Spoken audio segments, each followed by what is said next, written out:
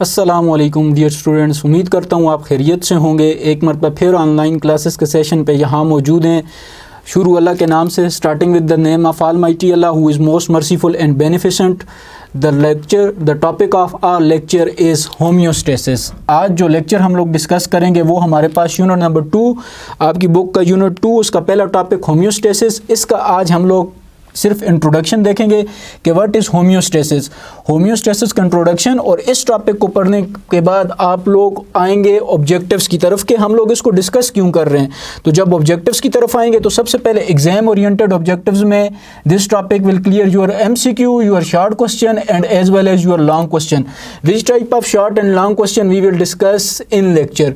फिर in daily life objectives, how we study homeostasis या for what reason we study homeostasis. तो daily life objectives to understand the body journal mechanism.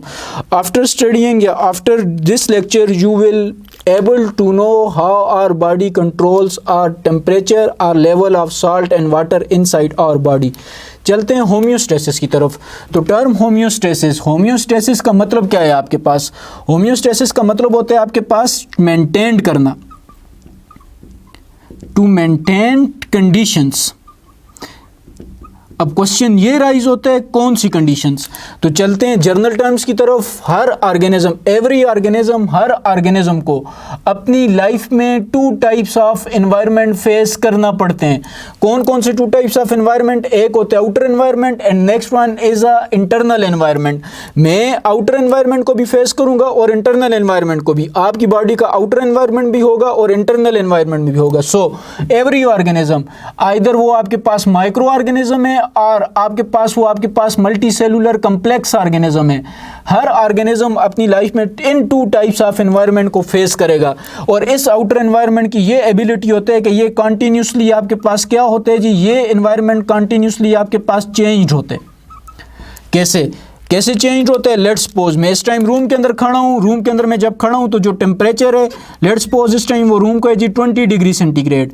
मैं outside जाऊँगा room से बाहर, outside इसी room के बाहर जो टेम्परेचर होगा वो होगा 30 डिग्री सेंटीग्रेड। इसका मतलब है कि जो आउटर एनवायरनमेंट है ये कंटिन्यूसली चेंज कर रहे हैं। इस आउटर एनवायरनमेंट के साथ एक मेरा इंटरनल एनवायरनमेंट है, जो मेरे इस गाउन के अंदर या मेरे कपड़ों के अंदर है, वो मेरी बॉडी का इंटरनल एनवायरनमेंट है। इस एनवायरनमेंट के अंदर ये एबिलिटी होती है कि ये अपने आप को मेंटेन रखते हैं।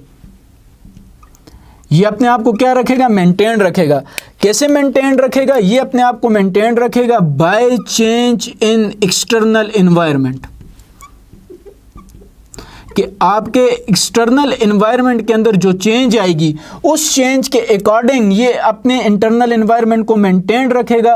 इस एबिलिटी, ऑर्गेनिज्म की इस एबिलिटी को हम लोग नाम देते हैं होम्योस्टेसिस का। In definition you can see that maintain conditions. Which type of condition? So the homeostasis is the ability of organism. ये बेसिकली ऑर्गेनिज्म की वो वाली एबिलिटी होती है जिसमें कोई भी ऑर्गेनिज्म मेंटेन रखेगा। किस चीज़ को मेंटेन रखेगा? अपनी इंटरनल कंडीशंस को। और इंटरनल कंडीशंस को कैसे मेंटेन रखेगा? According to change in external environment. के एक्सटर्नल एनवायरनमेंट के अंदर कंटिन्यूसली चेंज हो रहे और वो उस चेंज के अकॉर्डिंग अपनी इंटरनल कंडीशंस को मेंटेन रखते हैं। वो इन चेंज के साथ इनको चेंज नहीं करता, बल्कि वो एक्सटर्नल कंडीशंस के चेंज के अकॉर्डिंग अपनी इंटरनल कंडीशंस को मेंटेन रखेगा। सो दिस फिनोमेना और this mechanism is known as homeostasis and in this chapter you will study all about homeostasis. इस यूनिट के अंदर हम लोग होम्योस्टेसिस को डिस्कस करेंगे। अब ये तो आ गई इसका इंट्रोडक्शन और आउटर एनवायरनमेंट और एक्सटर्नल एनवायरनमेंट। फिर होम्योस्टेसिस की जो टर्म है, ये जो आउटर और इंटरनल एनवायरनमेंट या इनर एनवायरनमेंट है, इसकी टर्म सबसे पहले इंट्रोड्यूस करवाई थी अ सेंचुरी अगो और 20th सेंचुरी के स्टार्ट में क्लॉड बर्नार्ड ने। क्लॉड बर्नार्ड आपके पास एक फिजियोलॉजिस्ट था, उसने सबसे पहले 20th सेंचुरी के स्टार्ट में ये टर्म इंट्रोड्यूस करवाई थी। सबसे पहले उसने कहा था कि every organism has 2 type of environment, one is outer and next one is internal. इस आउटर और इंटरनल एनवायरनमेंट को क्लॉड बर्नार्ड ने समराइज किया था होम्योस्टेसिस के अंदर। तो होम्योस्टेसिस को कैसे डिफाइन करेंगे हम लोग? We will define a term homeostasis, the ability of organism in which organism maintain their internal condition. Maintained, और आप मेंटेन की जगह क्या लिख सकते हैं? मेंटेन्ड और fix their internal condition. How maintained और fix their internal condition? By change in external environment के एक्सटर्नल एनवायरनमेंट के अंदर जो चेंज आएगी उसके अकॉर्डिंग मेंटेन रखना। रूम के अंदर टेम्परेचर 20 डिग्री सेंटीग्रेड है, तो मैं अपनी बॉडी के टेम्परेचर को मेंटेन रखने के लिए कोई गर्म जैकेट यूज करूंगा। बाहर टेम्परेचर 30 डिग्री सेंटीग्रेड है तो मैं उस जैकेट को उतार दूंगा। क्यों? क्योंकि मैंने इस चीज को मेंटेन रखना है according to change in external environment. So ability of organism in which organism maintain their internal conditions are maintained और फिक्स्ड और constant their internal condition is known as homeostasis. फिर जी होम्योस्टेसिस के कंपोनेंट्स, जब components की बात करेंगे तो आप लोग कंपोनेंट्स की there are 3 components of homeostasis.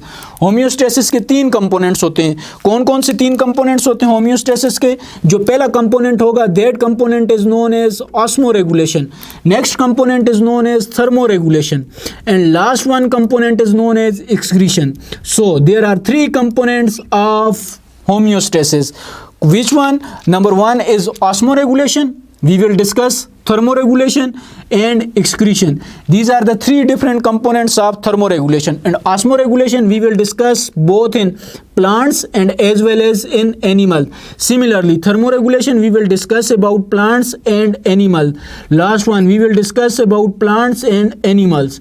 तो हम लोग तीनों कंपोनेंट्स को प्लांट के केस में भी डिस्कस करेंगे और एनिमल के केस में भी डिस्कस करेंगे, लेकिन इस चैप्टर के अंदर जिसको मैं टिक करूंगा इसके ऊपर हम लोग ज़्यादा फोकस करेंगे एनिमल्स को। वाई?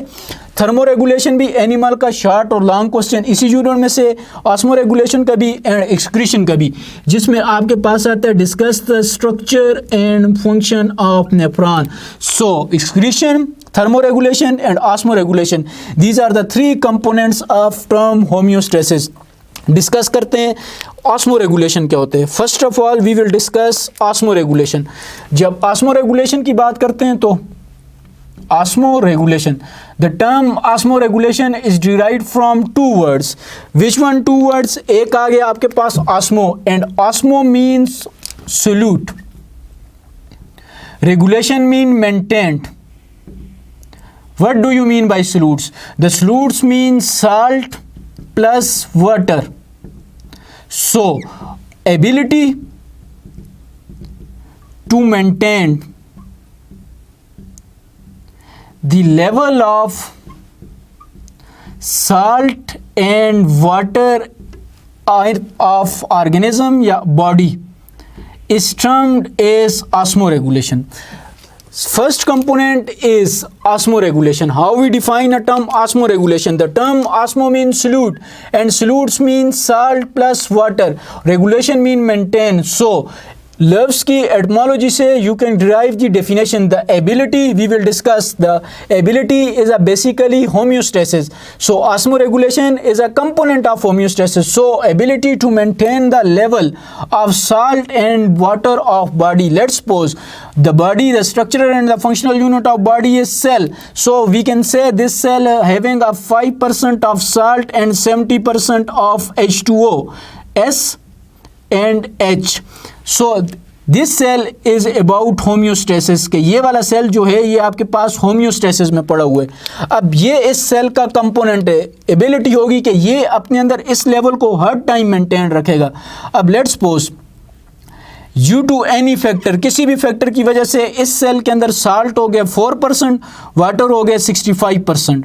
सो क्या इस अब जब इसके अंदर साल्ट 4% हो गया, वाटर इसके अंदर 65% हो गया, ये सेल होम्योस्टेसिस से निकल गया, लेकिन इस सेल के अंदर ये एबिलिटी है कि ये अपने अंदर सोल्यूट या साल्ट प्लस वाटर के लेवल को मेंटेन करता है।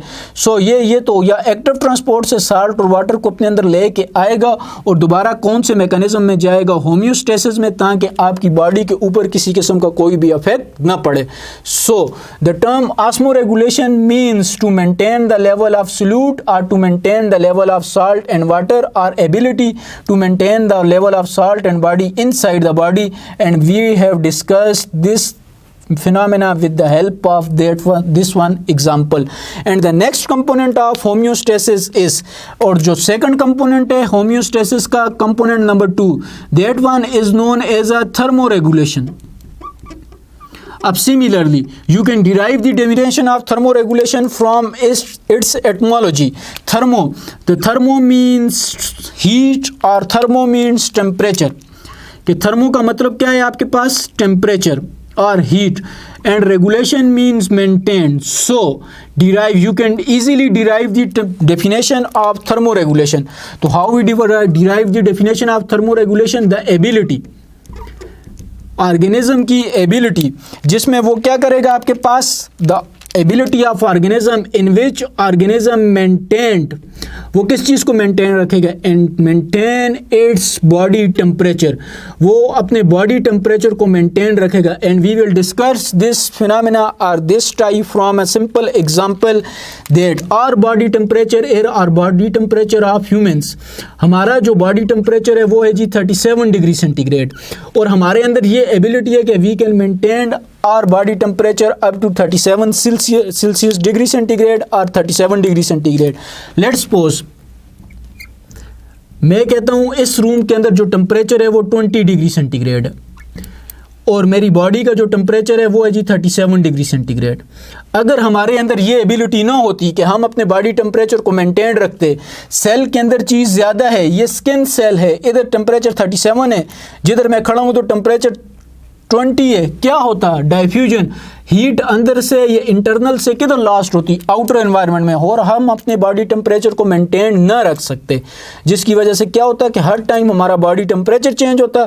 बॉडी टेम्परेचर चेंज होगा तो इंजाइम डिस्टर्ब होंगे, इंजाइम डिस्टर्ब होगा तो रिएक्शन डिस्टर्ब होंगे, जब रिएक्शन डिस्टर्ब होंगे तो इसका मतलब है कुछ ना कुछ डिसऑर्डर बॉडी के अंदर क्रिएट होगा. So let's suppose we discuss that our body temperature is 37 degree centigrade and the outer temperature is 20 degree centigrade.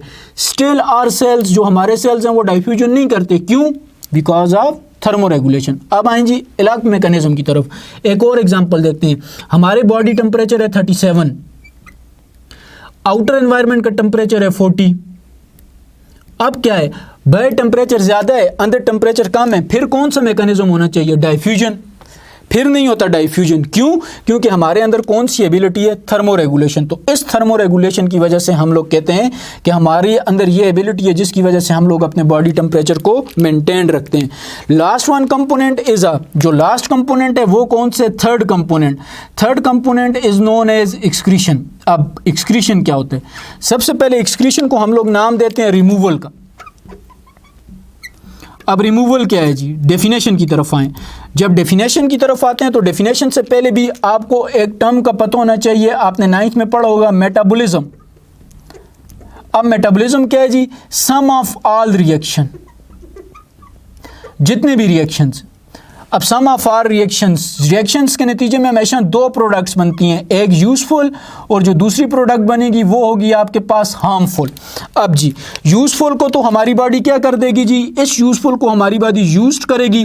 किसके लिए यूज करेगी? ग्रोथ के लिए, रिप्रोडक्शन के लिए, डिफरेंट मैकेनिज्म के लिए. अब हार्मफुल प्रोडक्ट्स, लेट्स सपोज ये सेल है, इसके अंदर यूजफुल प्रोडक्ट्स भी बन रही हैं और इसके अंदर हार्मफुल प्रोडक्ट्स भी बन रही हैं. अब यूजफुल प्रोडक्ट्स को सेल यूज कर रहे, किसके लिए यूज कर रहे? अपने इस पर्पस के लिए. हार्मफुल प्रोडक्ट्स भी इस सेल के अंदर पड़ी हुई हैं. अगर ये हार्मफुल प्रोडक्ट्स यहाँ से रिमूव नहीं होंगी तो क्या होगा? Harmful products if not remove properly, ये रिमूव नहीं होगी तो आपके सेल का पीएच जो है वो डिस्टर्ब होगा. जब आपके सेल का पीएच डिस्टर्ब होगा तो ऑटोमेटिकली आपके सेल के एंजाइम्स डिस्टर्ब होंगे. जब आपके सेल के एंजाइम्स डिस्टर्ब होंगे तो इसका मतलब है कि आपके बॉडी के अंदर कोई ना कोई डिसऑर्डर क्रिएट होगा. So that's why the removal of this harmful substance is necessary and for removal of harmful substance we performed excretion. So we can define a term excretion. How we define a term excretion? The removal of metabolic waste. अब metabolic waste, metabolic क्या है? Metabolism. Waste क्या है? Harmful product from body. Body से metabolic waste को remove करना is termed as excretion. इसको हम लोग किसका नाम देते हैं जी? एक्सक्रीशन का. सो होम्योस्टेसिस और उसके 3 components, osmoregulation, thermoregulation and excretion, ये 3 कंपोनेंट्स. अब ये मैंने आपको लेक्चर के स्टार्ट में बताया था कि इसी लेक्चर के अंदर आपके MCQs भी क्लियर हो रहे हैं। डिफाइंड थर्मोरेगुलेशन के the ability of organism to maintain its body temperature is known as osmoregulation, excretion, thermoregulation और नन ऑफ दीज। तो अगर आपको डेफिनेशन याद है तो आप इसको कर सकते हैं। Short question, differentiate between excretion and osmoregulation. Short question, long question, discuss homeostasis with its component. तो ये टॉपिक करने के बाद आप इनका आंसर देने के काबिल हो जाएंगे। और इसके अलावा डेली लाइफ ऑब्जेक्टिव मैंने आपको बताया था, to understand body journal mechanism. आपकी बॉडी थर्मोरेगुलेशन भी करती है, आप ठंड में भी जाते हैं और आप गर्मी में भी आते हैं, लेकिन आप पे फ़र्क नहीं पड़ता। क्यों? क्योंकि आपकी बॉडी के अंदर ये मैकेनिज्म है। तो मैंने आपको लेक्चर के स्टार्ट में बताया था कि आप इस टॉपिक को पढ़ने के बाद जर्नल मैकेनिज्म भी पढ़ने के समझने के काबिल हो जाएंगे कि बॉडी के अंदर जर्नल मैकेनिज्म कैसे हो रहे हैं। और आप अगर एग्जाम पॉइंट ऑफ व्यू से देखें, MCQ, शॉर्ट क्वेश्चन और लॉन्ग क्वेश्चन करने के भी काबिल हो जाएंगे। तो स्टूडेंट्स, ये आज का video lecture. Next video lecture में इंशाल्लाह हम लोग डिस्कस करेंगे कंपोनेंट्स ऑफ होम्योस्टेसिस में पहला component that is known as osmoregulation, और ये हम लोग डिस्कस करेंगे प्लांट के केस में। तब तक अपना ख्याल रखिएगा। शुक्रिया, वस्सलाम।